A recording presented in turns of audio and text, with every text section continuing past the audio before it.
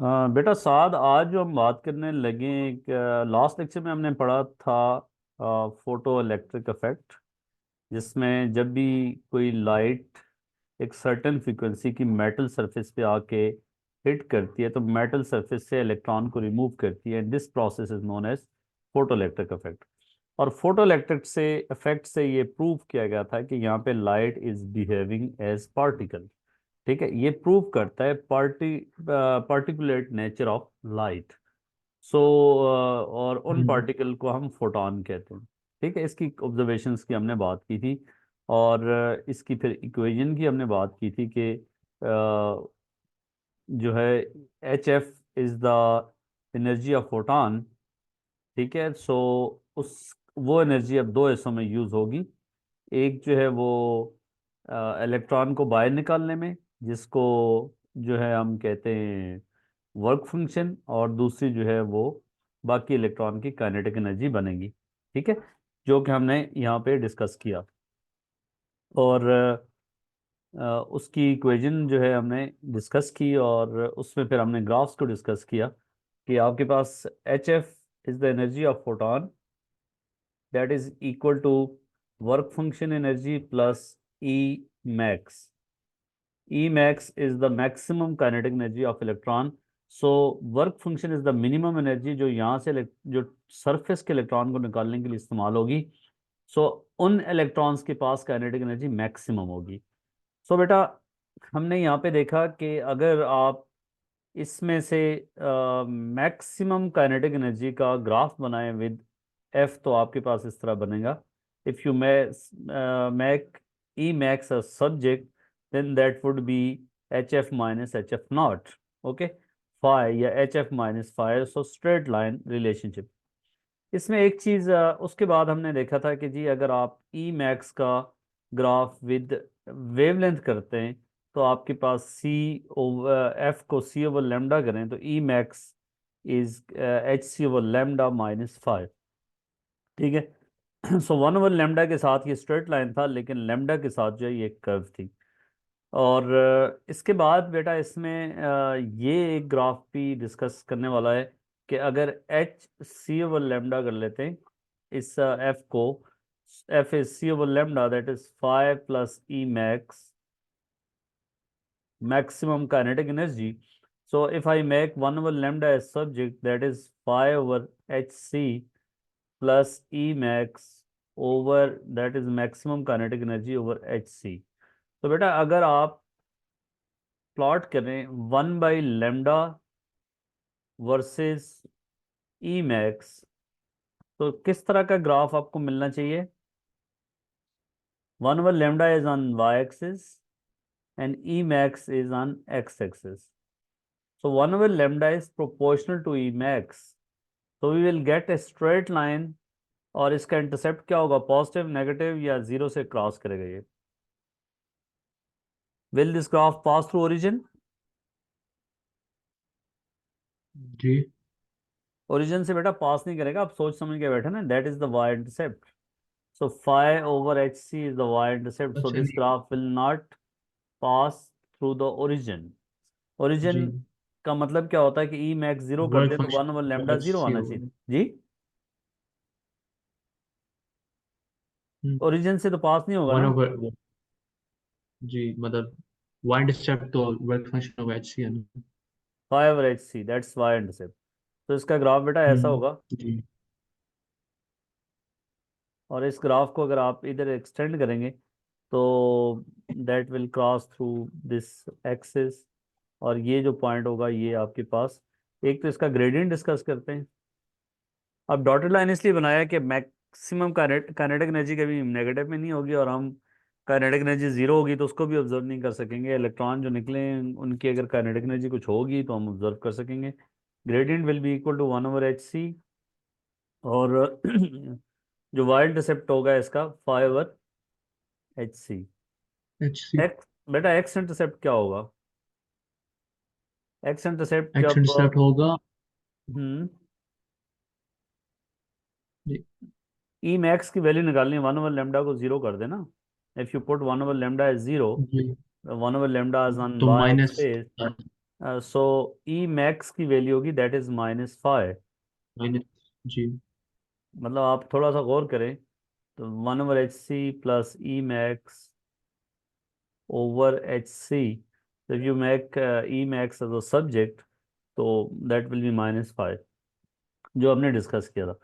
अच्छा, दूसरी बात बेटा, अगर आप ये देखना चाहें इसमें थोड़ी इंपॉर्टेंट बात ये कि अगर इंटेंसिटी आप कांस्टेंट रखते हो, if intensity is of light is constant, intensity constant रखने का मतलब है कि इंटेंसिटी इज पावर पर यूनिट एरिया या एनर्जी पर यूनिट टाइम पर यूनिट एरिया पर unit time. If intensity constant रखे, आप क्या करते हो, एंड फ्रीक्वेंसी इज इंक्रीज्ड। आवाज क्लियर आ रही है? जी। फ्रीक्वेंसी इज इंक्रीज्ड, तो जो रेट ऑफ एमिशन पे क्या फर्क पड़ेगा, इलेक्ट्रॉन्स के जो एमिट हो रहे हैं वो डिक्रीज हो उनकी रेट पे क्या फर्क पड़ेगा? डिक्रीज हो जाएगा, वाई? क्योंकि वो काइनेटिक एनर्जी भी चला जाएगा। फ्रीक्वेंसी देखो बेटा, अगर इंटेंसिटी कांस्टेंट रखी हुई है इसका मतलब ये है कि पावर पर यूनिट एरिया आपने कांस्टेंट रखी है। फ्रीक्वेंसी इंक्रीज करते हो तो एक फोटॉन की एनर्जी होती है HF, ये होती है ना। सो अगर जी। फोटॉन फ्रीक्वेंसी इंक्रीज कर देते हो तो सिंगल फोटॉन की एनर्जी इंक्रीज हो जाएगी, energy of one increase. Photon will increase. Is that clear? जी। सो अगर एक फोटॉन की एनर्जी इंक्रीज कर दी है और आपने इंटेंसिटी को कांस्टेंट रखा हुआ है, मतलब क्या है कि पहले फॉर एग्जांपल आपके पास एक फॉर एग्जांपल 1 सेकेंड में 50 फोटॉन्स आके टकरा रहे थे सरफेस के साथ, और 50 फोटॉन्स की जो एनर्जी थी वो आपने अब 1 सेकंड में जो एनर्जी है वो सरफेस को जो मिल रही है उस एरिया पे वो कांस्टेंट है, और एनर्जी आपके पास थी 50 HF, ये थी ना, एक फोटॉन की एनर्जी है एफ थी। अब जैसे आपने बेटा फ्रीक्वेंसी इंक्रीज कर दी तो एक फोटॉन की एनर्जी इंक्रीज होगी, तो अब क्या होगा, उतने 1 सेकेंड में लेस देन 50 फोटॉन्स आकर टकराएंगे, number of photon will decrease, यही बात है। जी। क्योंकि एक फोटॉन के पास अब ज़्यादा एनर्जी है और हमने टोटल एनर्जी को कांस्टेंट रखा हुआ है, तो नंबर ऑफ फोटॉन्स को रिड्यूस करना पड़ेगा। तो नंबर ऑफ फोटॉन्स जब कम हो जाएंगे तो एक फोटॉन एक इलेक्ट्रॉन को एमिट करवाता है, so rate of emission will decrease, less number of electrons जो हैं वो एमिट होंगे पर यूनिट टाइम। बेटा अभी का जो इम्पोर्टेंट टॉपिक है that is wave particle duality. Wave particle duality, duality mean के डुअल नेचर, और ये कैसे बेटा, आपने कुछ एक्सपेरिमेंट जैसे देखा कि लाइट का अगर डायफ्रैक्शन, जब लाइट को डबल स्लिट से पास करते हैं तो यहाँ पे क्या होता है, स्क्रीन पे, स्क्रीन के ऊपर आपको डार्क एंड ब्राइट फ्रिंजेस नजर आती हैं, ऐसी है। ओ लेवल में किया ना आपने, जी। सॉरी ये इसमें, ये ब्राइट, जी। फिर डार्क, फिर ब्राइट, फिर डार्क, और जहाँ पे ब्राइट बनता है वहाँ पे दोनों वेव्स लाइट की कंस्ट्रक्टिव इंटरफेयर होती हैं, और जहाँ पे डार्क बनता है वहाँ पे दोनों वेव्स आउट ऑफ फेज होती हैं बाय 180 डिग्री। इस एक्सपेरिमेंट से ये पता चल रहा है कि यहाँ पे light is behaving behaving as well. As wave, जबरदस्त, एज वेव, क्योंकि डायफ्रैक्शन इंटरफेरेंस जो है वो वेव की प्रॉपर्टी है। अच्छा जी, फिर दूसरा एक्सपेरिमेंट हमने देखा, this experiment shows the wave behaviour of light. फिर सेकेंडली हमने देखा डबल उसका जो है फोटो इलेक्ट्रिक इफेक्ट से क्या प्रूव हुआ, फोटो इलेक्ट्रिक इफेक्ट से हमने प्रूव किया कि light consists on particles known as photon। ठीक है बेटा, अब हम जी ऐसी ये भी चीज देखेंगे कि जो मैटर है, मैटर भी वेव की तरह बिहेव करता है। Matter behaves as wave. अब आप ये हैरान कुन बात होगी जी, मैटर कैसे वेव के तौर पे बिहेव करता है। बेटा अगर डबल स्लिट से इलेक्ट्रॉन को थ्रो किया जाए, यहाँ पे इलेक्ट्रॉन्स को बम्बार किया जाए इन स्लिट से, तो सामने जो स्क्रीन पे आपको नजर आएगा वही पैटर्न नजर आएगा जो ऊपर पैटर्न देखा है। ये स्क्रीन ऐसी होनी चाहिए जो इलेक्ट्रॉन को डिटेक्ट कर सकती है, फ्लोरेसेंट स्क्रीन, कि यहाँ पे ब्राइट विजन होगा, फिर कई यहाँ इलेक्ट्रॉन नहीं होंगे, फिर ज़्यादा इलेक्ट्रॉन्स होंगे। और तो ये जहाँ पे डिसअपेरेंस ऑफ इलेक्ट्रॉन है, दैट शोज के electrons are behaving as particle, sorry as wave. Electrons are behaving as waves. कि भाई इलेक्ट्रॉन्स आपने थ्रो किए और इलेक्ट्रॉन से आपके पास इंटरफेरेंस पैटर्न नजर आया, इसका मतलब है there is a wave associated with electron, so या electrons matter behaves as wave.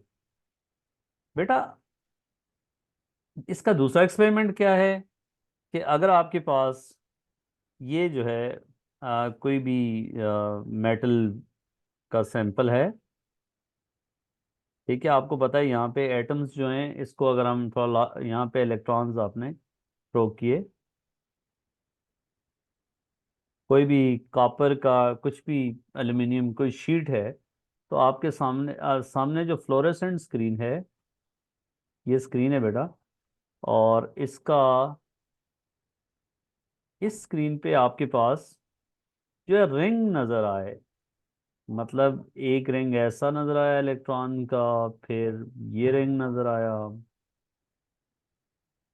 ठीक है, ये रिंग्स फॉर्म करना क्या शो कर रहा है कि यहाँ पे देर इज नो इलेक्ट्रॉन्स, यहाँ पे जो है इन जगहों पे कंस्ट्रक्टिव इंटरफेरेंस।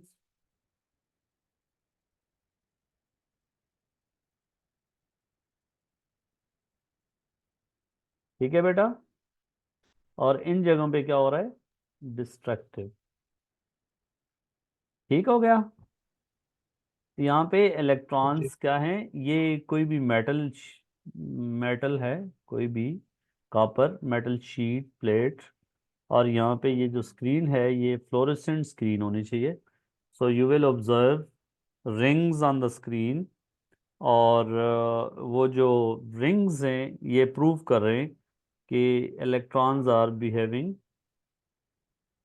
As waves. तो स्क्रीन को कैसा होना चाहिए, फ्लोरेसेंट स्क्रीन, कि जहाँ जब इलेक्ट्रॉन इस पे टकराएं तो इस पे उसको डिटेक्ट कर सके। अगर आप दीवार पे लगा देंगे, दीवार पे इलेक्ट्रॉन्स की डिटेक्शन से वो उस पे कोई इफेक्ट नहीं आएगा, तो इससे you will not be able to see the interference.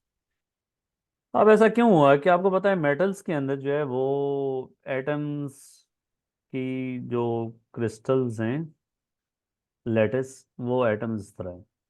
सो ये बेसिकली क्या हो रहा है यहाँ पे कि ये एज ए स्लिट के तौर पे ही काम कर रहे हैं, जैसे डबल डायफ्रैक्शन ग्रेटिंग था ना, तो this is behaving as diffraction grating.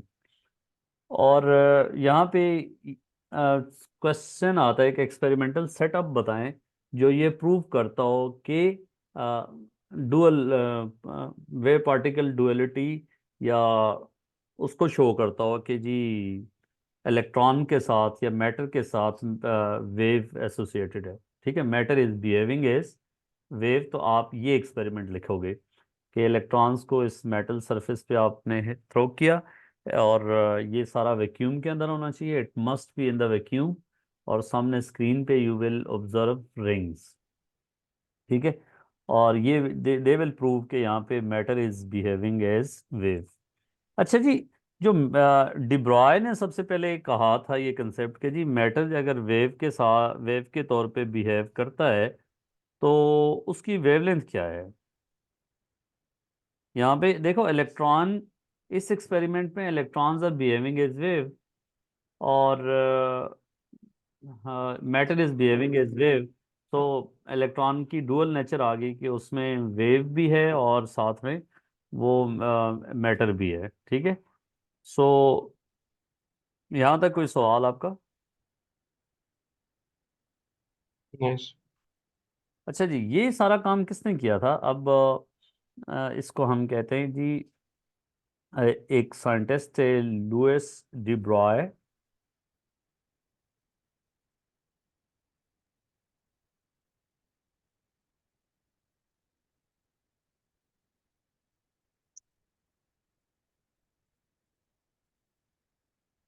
ठीक है, इसको पढ़ते हैं Louis डिब्रॉय।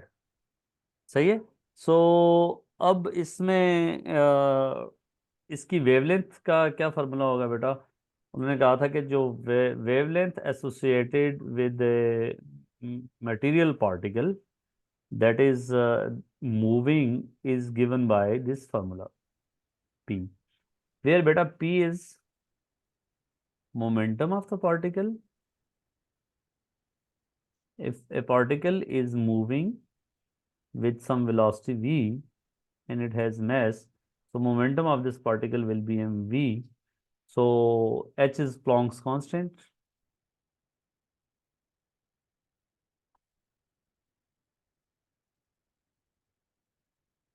and lambda is de Broglie wavelength। ठीक है बेटा।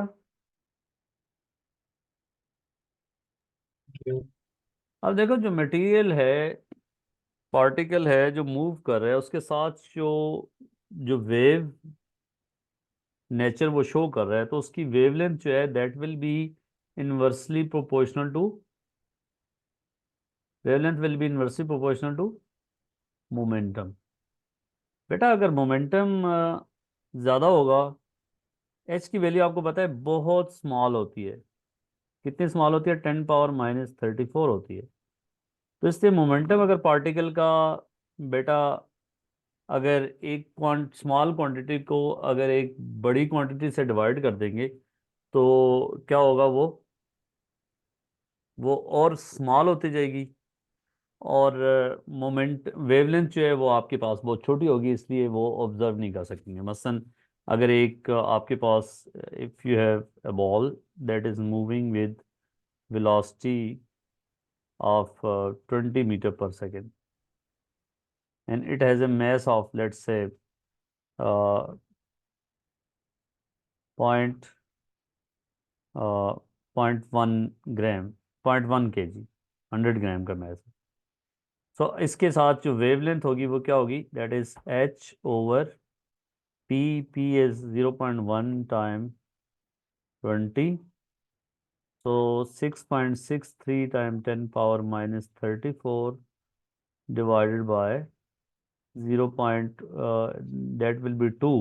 तो अब देखो वेव का जो ऑर्डर आएगा वो 3 समथिंग, और 3.3 टाइम 10 पावर लेट्स से -34 है। तो देखिए बहुत स्मॉल वेवलेंथ है, इसको हम ऑब्जर्व भी नहीं कर पाएंगे। ठीक है, सो वेव को ऑब्जर्व करने के लिए वेवलेंथ जो है वो आपके पास जो है इतनी स्मॉल नहीं होनी चाहिए कि उसको, मतलब वो एटॉमिक साइज से भी छोटी चली जाए तो उसको ऑब्जर्व नहीं कर पाएंगे। मतलब अगर कोई मैसिव पार्टिकल है, इसके ये भी एज ए वेव बिहेव कर रहे हैं, लेकिन इसके साथ वेवलेंथ इतनी छोटी है कि we are not able to observe. तो यहाँ पे हम उसका ऑब्जर्व करेंगे पार्टिकल नेचर। सो जो आपने किस चीज़ को ऑब्जर्व करना है, कब कोई चीज़ पार्टिकल के तौर पे बिहेव कर रही है, कब वेवलेंथ के तौर पे बिहेव बिहेव कर रही है, वो उसके स्केल पे डिपेंड करता है कि स्केल आपका कौन सा है। तो इसलिए अगर इसकी जगह मैं इलेक्ट्रॉन रख लेता, और इलेक्ट्रॉन की स्पीड और मोमेंटम आपको पता है वो ज़्यादा हम कर लेते हैं, उसका स्पीड बहुत ज़्यादा होती है, मैस बहुत थोड़ा होता है, तो इसलिए इलेक्ट्रॉन का अगर आपको मोमेंटम निकालना पड़ता तो आप बड़े आराम से निकाल सकते हैं। ठीक है, मतलब मैं एग्जांपल एक आपको देता हूँ। तो इस सबसे पहले डिब्रॉय वेवलेंथ को डिफाइन करना आना चाहिए, पेपर में आता है। तो आप कहेंगे the wavelength associated with a material particle that is moving, wavelength associated with a material particle that is moving. ठीक है, wavelength associated with a material particle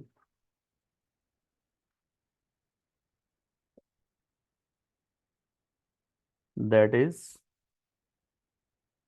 moving या that has momentum। ठीक है बेटा, ये डिब्रॉय वेवलेंथ की डेफिनेशन आ गई आपके पास। कोई एतराज? नाइस। अब इस चीज़ को तो आप, इसलिए इलेक्ट्रॉन जब होता है ना, इलेक्ट्रॉन की स्पीड, अगर फॉर एग्जांपल इलेक्ट्रॉन का मैस क्या है, इफ एन इलेक्ट्रॉन, इसका मैस कितना होता है इलेक्ट्रॉन का, 10⁻, ऑर्डर बता दें खाली,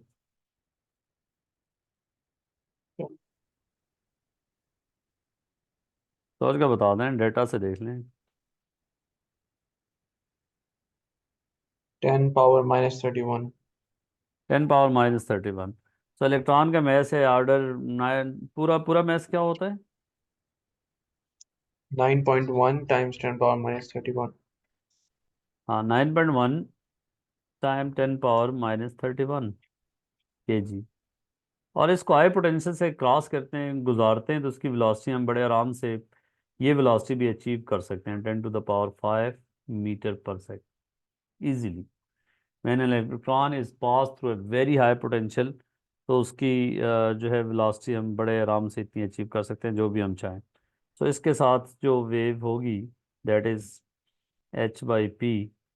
तो इसको ज़रा कैलकुलेट करें कि 6.63 time 10⁻−34 divided by p is 9.1 time 10⁻−31 time 2 time 10⁻5। तो बेटा ये क्या बनता है, इसका स्केल आप देख लें कि किस ऑर्डर, इसका ऑर्डर क्या बनेगा।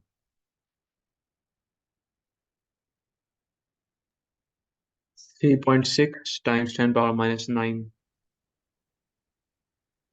3.6 टाइम 10⁻−9, तो ये नैनोमीटर में है ना।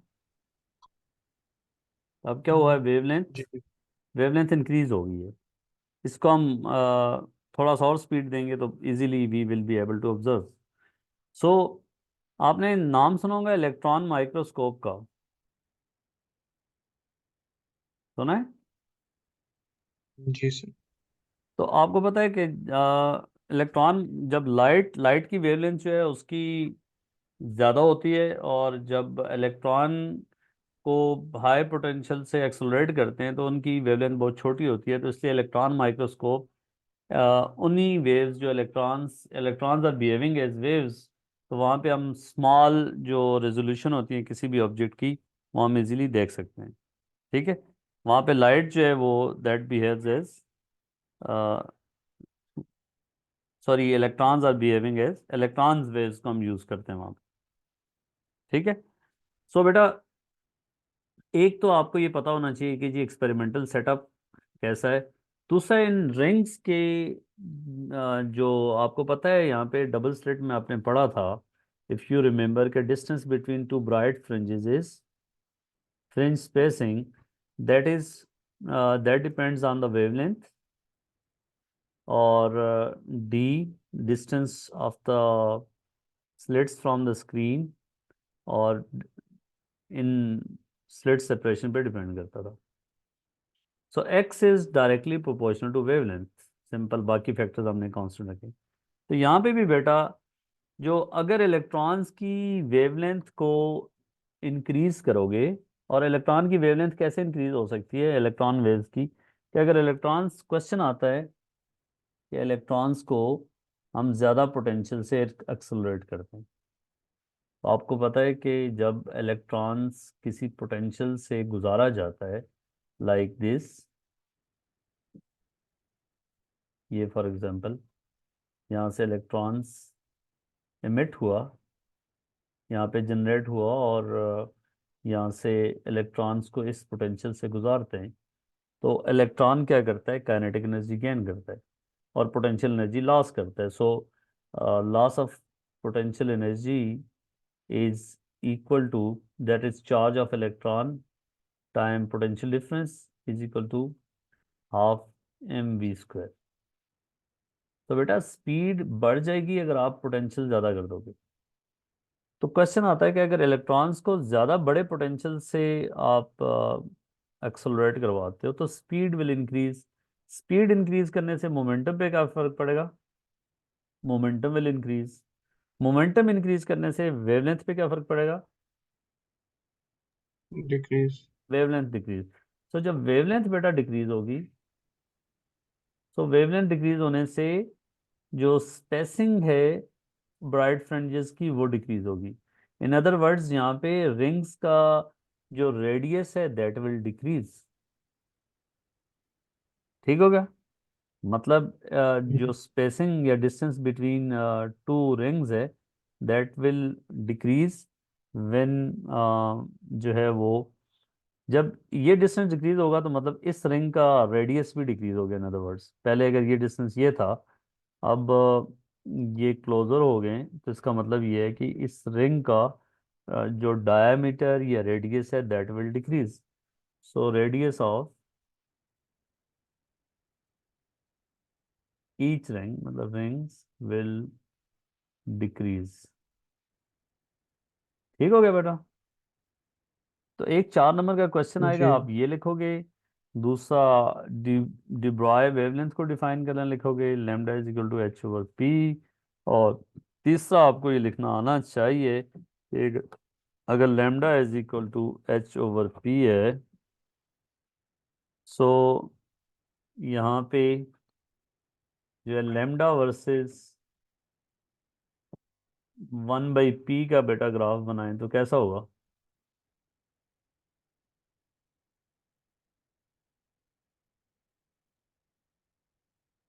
Hello,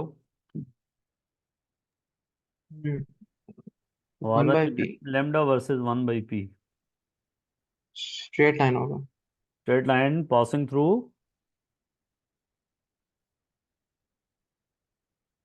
origin. अच्छा, ओरिजिन। हम्म। ये नहीं पता बेटा, वाई इंटरसेप्ट जो है वो 0 है। 1/p जो है जी आपका बात। एक्स एक्सिस पे है, ये वाई ग्रेडियंट है। एच। हम ये लिख सकते हैं H x, 1/p is on x axis. So gradient of this graph is, gradient क्या होगा बेटा, एच। एच। पेपर में एक क्वेश्चन आया हुआ है कि ऐसे दो रिलेशनशिप बताएं जहाँ पे कांस्टेंट ऑफ प्रोपोर्शनलिटी जो है वो प्लॉन्क्स कांस्टेंट है। तो एक आपके पास ये है, और दूसरा अगर आपको याद हो कि energy of photon is H F. यहाँ भी कांस्टेंट ऑफ प्रोपोर्शनलिटी एच है, यहाँ भी कांस्टेंट ऑफ प्रोपोर्शनलिटी एच है।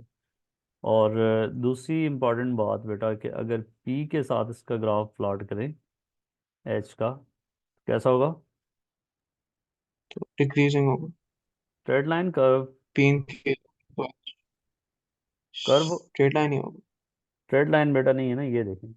फिर थोड़ा सा आपको ना चीज़ें ज़रा, बेसिक का मसला है कि जब h/x, तो that is not y equal to mx+c। अच्छा, हाँ। तो हाँ। x के साथ स्ट्रेट लाइन नहीं होगा ये इस बात समझे ना। हम्म। ये इस तरह की कर्व होगी जी। With decreasing gradient. और ये इस एक्सिस को भी टच नहीं करेगी, इस एक्सिस को भी टच नहीं करेगी, because when p approaches to into infinite then जो आपके पास है, सॉरी वाई एक्सिस पे h नहीं है, लैम्डा है, then lambda will approach to, lambda will approach to zero. ठीक है, p इन्फिनिट हो जाएगा तो वेवलेंथ जीरो हो जाएगी। और अगर p को जीरो पुट करूंगा, something over zero is infinity, so h is infinity, so इसलिए ये असिम्प्टोट होते हैं। ठीक है, मैथ में पढ़ा होगा। ठीक हो गया। जी। यस। तो वेव पार्टिकल डुअलिटी समझ आ गई। जी सर।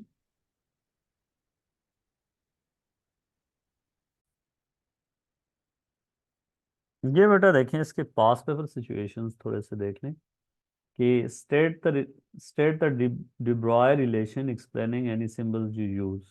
तो क्या रिलेशन है? Lambda is equal to, what's the de Broglie relation?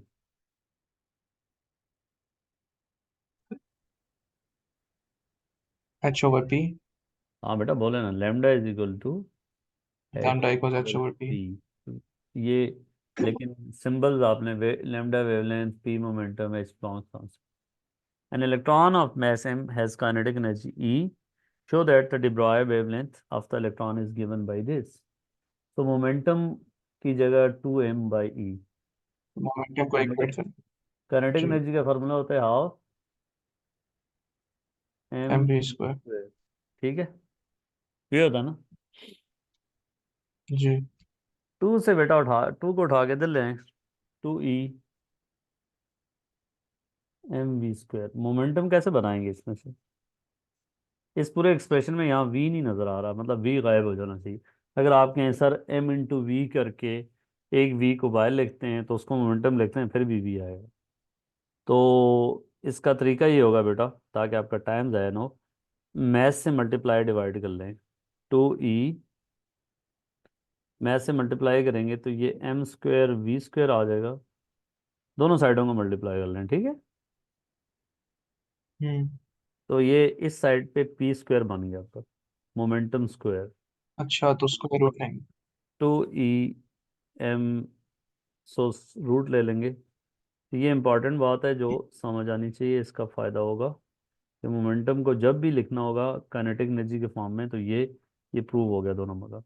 Calculate the potential difference through which an electron initially at rest must be accelerated so that its de Broglie wavelength is equal to this.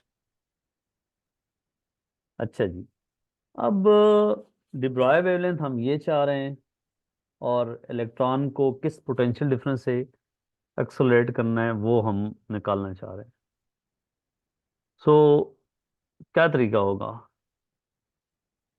Kinetic energy को पहले निकाल दें, ये wavelength यहाँ पे put कर लें बेटा इधर, यूजिंग प्लॉन्क्स कांस्टेंट एंड जी। Mass of electron find the kinetic energy. ठीक है, हो जाएगा। फिर आपको पता है जब इलेक्ट्रॉन को जी। रेस्ट से किसी पोटेंशियल में यहाँ से वो एक्सेलरेट करवाते हैं। एक्सेलरेट करवाने का मतलब इस साइड पे बैटरी का पॉजिटिव टर्मिनल लगा दें और इस साइड पे नेगेटिव, तो इलेक्ट्रॉन विल एक्सेलरेट, और इलेक्ट्रॉन की kinetic energy will increase and potential energy will decrease. तो loss of potential energy will be e times v. पता ना आपको कि पोटेंशियल डिफरेंस इज एनर्जी जी। Per unit charge, so energy will be equal to potential difference into charge, so e into v, that is equal to e, e that is kinetic energy. ठीक है, या तो आप बेटा ई की जगह ही सीधा इसको डाल दें, आप एक नया रिलेशनशिप लिख दें, lambda is equal to H over 2m E charge multiply by voltage.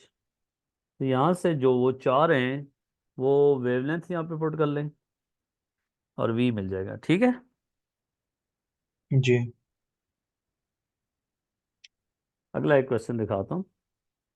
ये देखें, ये सेटअप आपको चाहिए। Parallel beam of electrons all travelling at the same speed is incident normally on a carbon film, that is carbon film.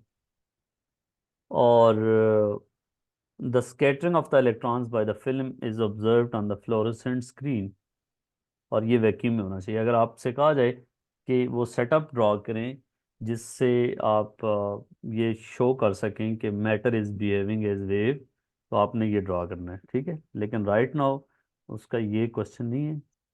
Assuming that electrons behaves as particles, predict what would be seen on the screen। अगर electron particles पे होते तो क्या screen पे ring बनते या electrons की uniform distribution होती?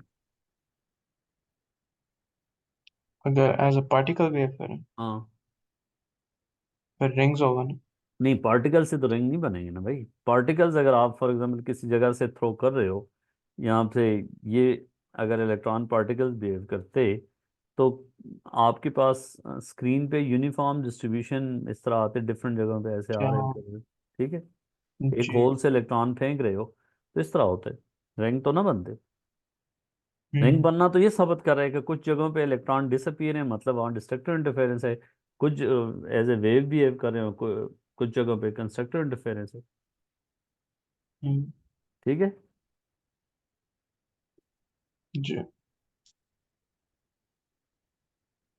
In this experiment, electrons do not behave as particles. Describe briefly the pattern that is usually observed on the screen. You may draw sketch if you wish। तो pattern जो है वो rings बन रहे हैं। Rings जो है वो कंसेंट्रिक रिंग्स होते हैं जिनका सेंटर एक ही होता है।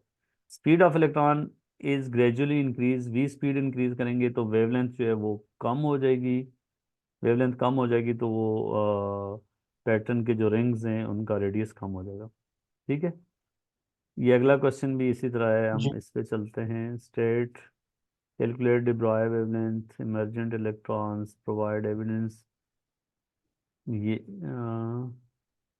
ये सारे इसी तरह की क्वेश्चन है, और आप यू कैन इजीली फाइंड के एक ही रिलेशनशिप चल रहा है और उसको ही हमने यूज़ करना है, ये ठीक ठीक है। ये इलेक्ट्रॉन्स इतने पोटेंशियल से जी एक्सेलरेट किए गए हैं। Calculate the wavelength of accelerated electron. ठीक हो गया बेटा? Is there any doubt? No. ये लेकिन वेव